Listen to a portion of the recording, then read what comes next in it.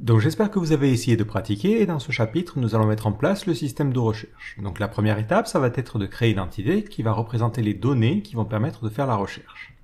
Donc cette entité, on ne va pas la créer en ligne de commande parce qu'elle n'est pas reliée à la base de données.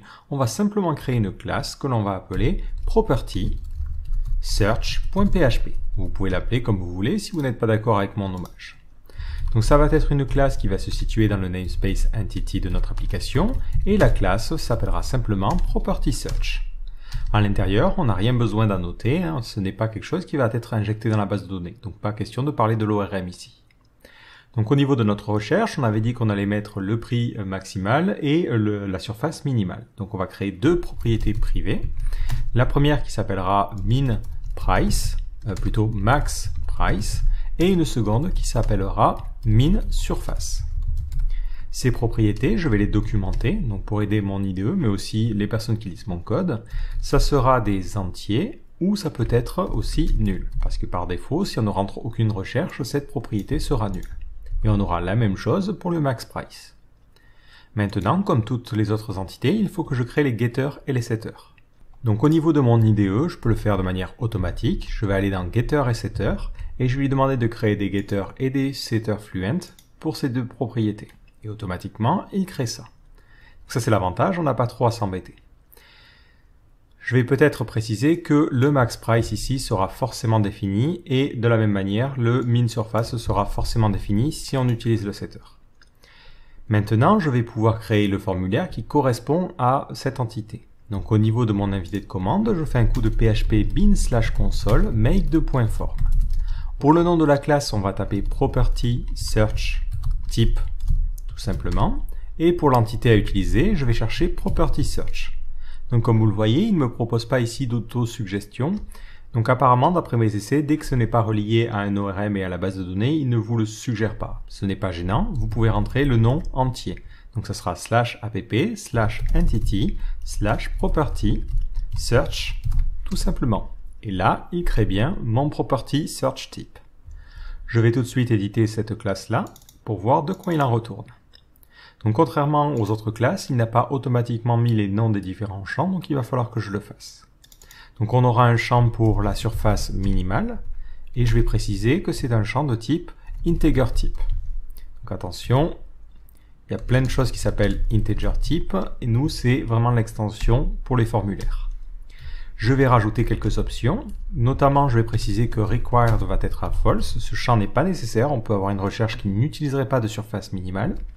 On va retirer le label et on va plutôt utiliser un placeholder parce que là on va avoir un formulaire qui sera un petit peu plus compact. Et au niveau de l'attribut placeholder, on mettra surface minimale. Ensuite, je vais dupliquer ce champ-là et on aura la même chose pour le prix. Donc ça sera max price et on mettra budget maximal ou max tout simplement. Ensuite, pour que les personnes puissent partager leurs recherches, il faudra que ce formulaire ne se poste pas, mais utilise plutôt une méthode get. Donc dans la partie set defaults, on va changer une option qui sera l'option méthode et on passera la méthode en get. Et ensuite, on va désactiver la protection CSRF, parce que pour le coup, il n'y a pas besoin de token pour faire une recherche. Donc je vais sauvegarder, et ensuite je vais pouvoir finir par le contrôleur, où on va pouvoir utiliser notre formulaire. Donc on vient de créer une entité, on a créé le formulaire, et on doit maintenant gérer le traitement et l'affichage du formulaire. Donc je commence par créer une nouvelle recherche. Je vais l'appeler search égale new property search. Donc je crée une entité qui sera vide. Ensuite, je fais un $form égale this create form. Je lui passe le type à utiliser, donc ça sera property search type. Et en second paramètre, l'entité. Donc l'entité, c'est simplement la recherche. Et enfin, je vais lui préciser qu'il doit gérer la requête. Donc je lui passe en paramètre la request. Donc pour l'instant, on ne vérifiera pas si c'est valide ou autre, on va juste faire ça. Ensuite, notre formulaire, on va l'envoyer à la vue. Donc au niveau de mon render, je lui passe en paramètre le formulaire. Et je n'oublie pas de faire un create view. Maintenant que c'est envoyé à ma vue, dans mon index.html.twig, avant la partie listing, je vais créer un jumbotron Voilà, et je vais mettre à l'intérieur mon formulaire. Je commence par le form_start et je finis par le form_end. Et automatiquement, ça permettra d'afficher notre formulaire de recherche. Si je réactualise la page, j'ai bien mon surface minimale et mon budget max. Si je dis par exemple que je veux un budget au-dessus de, on va dire 160 000, c'est mon budget maximum. Si j'appuie sur Entrée, rien ne se passe parce qu'il faut mettre le bouton de soumission. Donc ce bouton, on peut directement le mettre en utilisant de l'HTML ou vous pouvez aussi l'utiliser dans votre search type. Je peux lui rajouter un nouveau champ qui va s'appeler Submit et je vais préciser que c'est un champ de type Submit Type. Et ensuite, on peut lui mettre différentes options comme par exemple le label et on va mettre Rechercher. Ça permettra d'avoir directement un bouton qui sera incorporé à notre formulaire. Si je lance ma recherche, automatiquement je vois que dans l'URL, on passe les différents arguments. En revanche, on remarque deux problèmes. Déjà, le nom ici des paramètres n'est pas forcément tip-top. C'est un peu compliqué. Et au-delà de ça, on a aussi une valeur pour le submit. Donc cette valeur est tout simplement due au fait que l'on utilise ici le add submit. Donc pour cette raison-là, moi personnellement, j'ai tendance à ne pas l'utiliser, sauf si j'ai plusieurs boutons à mettre au niveau de mon formulaire, et plutôt directement mettre le bouton au niveau de notre HTML. D'ailleurs, ça va être l'occasion de gérer un petit peu mieux l'apparence de notre formulaire. Donc je vais créer une classe qui aura la classe form-row, et ensuite on va avoir nos différentes colonnes. Donc je vais avoir une première colonne qui va permettre de remplir la surface, donc on va mettre form.surface, et ensuite une seconde colonne qui va permettre de rentrer le budget max. Donc ça sera form.maxprice. Enfin, on finit par une dernière colonne qui sera le bouton qui permettra de soumettre le formulaire. Et là, je le mets en dur, je n'utilise pas le système de Symfony, comme ça je n'ai pas besoin de mettre un nom au niveau de ce bouton. Donc ça va permettre de résoudre au moins ce premier problème et la mise en page. Le second problème, c'est que j'ai envie d'avoir des paramètres qui sont un petit peu plus propres. Donc pour gérer ça, il faut modifier notre property search type. Et vous pouvez changer le préfixe qui est utilisé. Et pour cela, il faut créer une méthode publique qui va s'appeler getBlockPrefix. Et plutôt que de retourner la valeur par défaut, vous vous contentez de retourner du vide. Donc c'est une petite astuce, mais si maintenant vous réactualisez la page, il ne remplira pas le formulaire, mais si vous refaites votre recherche, il utilisera des paramètres qui sont beaucoup plus propres. C'est beaucoup mieux vu que ça évite des longues recherches. Donc maintenant que l'on a fait ça, on va pouvoir utiliser notre search data qui est automatiquement rempli grâce au système de formulaire pour l'envoyer à notre requête. Donc ici, dans mon property controller, au moment du paginate, lorsque je lui demande de faire un find all visible query, je vais lui passer la recherche. Je vais du coup devoir modifier la signature de cette fonction et je vais dire elle prendra quelque chose de type property search, cette entité, qui s'appellera search.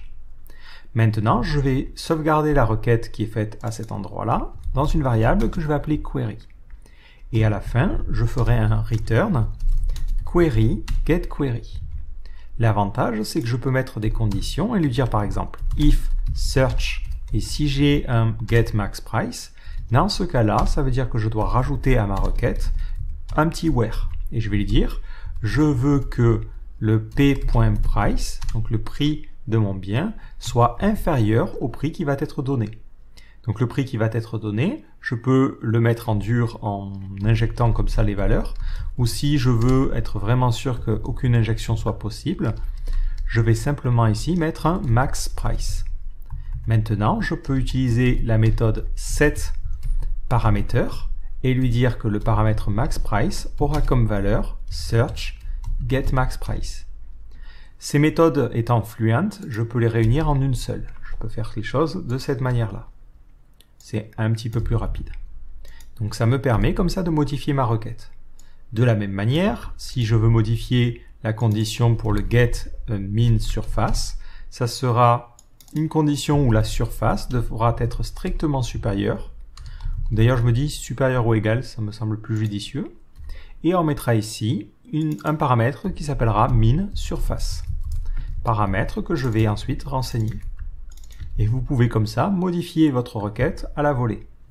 Si j'essaie de réactualiser la page, donc je resoumets les 160 000 euros, je vois ici que j'ai beaucoup moins de biens, je n'ai que 8 biens qui correspondent correctement à ma recherche. Si je regarde ce qui est généré au niveau de MySQL, dans les requêtes qui sont faites, il rajoute ce petit where price est strictement inférieur au paramètre qui est passé ici. Si maintenant je précise que je veux que les biens qui sont au-dessus de 40 mètres carrés, je rentre cette valeur-là, il va modifier la requête et faire les changements. Alors il me dit il y a un problème, ma requête définit un paramètre alors que j'en ai greffé deux. Effectivement, il faut faire attention, si vous avez plusieurs where qui sont faits les uns à la suite des autres, ils s'écrasent si vous utilisez la méthode where. Du coup, il se retrouve avec deux paramètres, mais seule la dernière condition est utilisée, et du coup, il n'y a qu'une seule condition. Donc dans ce cas-là, si vous voulez les cumuler, il faut plutôt utiliser la méthode AND-WHERE. Et chaque condition sera mise les unes par-dessus les autres. Si maintenant je réactualise, ça ne me montre que les biens qui sont au-dessus de 40 mètres carrés.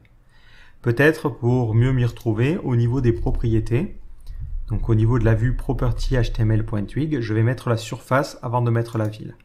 Donc on mettra property.surface et on mettra en mètres carrés, tirer la ville et le code postal. Comme ça me permettra de mettre une recherche en fonction.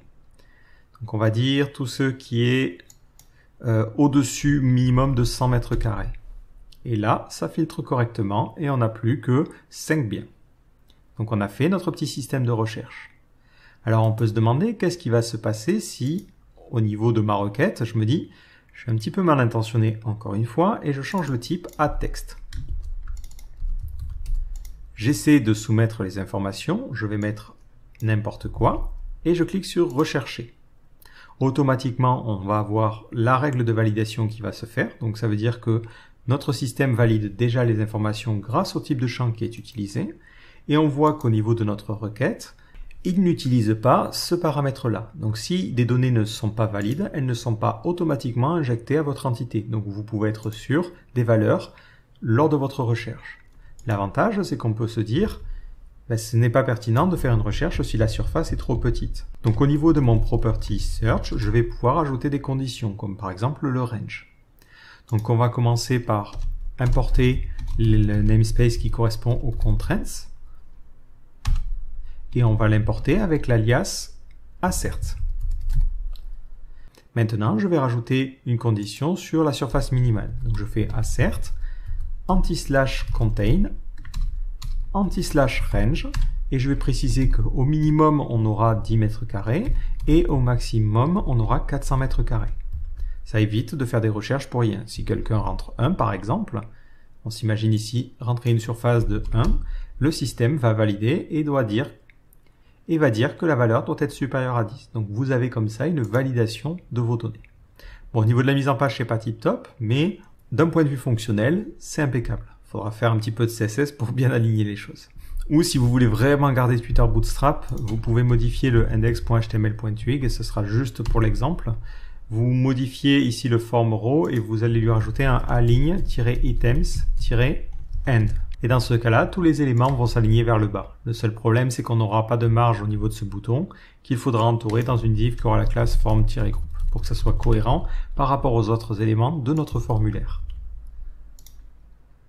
Et là, on a terminé avec ce système de filtre. Donc on reviendra dessus lorsqu'on mettra en place le système d'options. Mais vous le voyez, on peut tout à fait utiliser les éléments de Symfony pour autre chose que des interactions avec la base de données. Là, on a créé un formulaire qui va permettre de gérer l'affichage au niveau de notre vue, de gérer les erreurs éventuelles que l'on peut avoir, de valider les données. Et on a aussi une entité qui permet de représenter la recherche. L'avantage, c'est que ensuite, quand on souhaite utiliser ces paramètres de recherche au niveau de notre repository, par exemple, on peut simplement lui passer cet objet qui a une structure bien définie et que l'on peut utiliser de manière beaucoup plus simple parce qu'on sait à l'avance les différentes propriétés et les valeurs qu'elles peuvent prendre. Donc j'espère que ça vous donnera des idées et on va finir par le fameux commit. Donc je fais un coup de git statut. Voilà, on voit les différents fichiers qui ont été modifiés. Au passage, je n'avais pas forcément commit la partie pagination, c'était pas bien. Donc je fais un coup de git add pour ajouter les différentes informations, un git commit-m et on va dire qu'on rajoute la fonctionnalité pagination et filtre. Et ensuite, on va pouvoir attaquer la prochaine partie. Donc ce que l'on va faire, c'est qu'on va mettre en place un système qui permette de gérer et d'associer des options à nos différents biens. Pour par exemple indiquer qu'un bien a un ascenseur, un balcon, un jacuzzi, ou que le bien est adapté aux personnes à mobilité réduite. Donc on veut pouvoir caractériser nos différents biens, un peu comme un système de tag. Donc je vous donne rendez-vous dans ce prochain chapitre.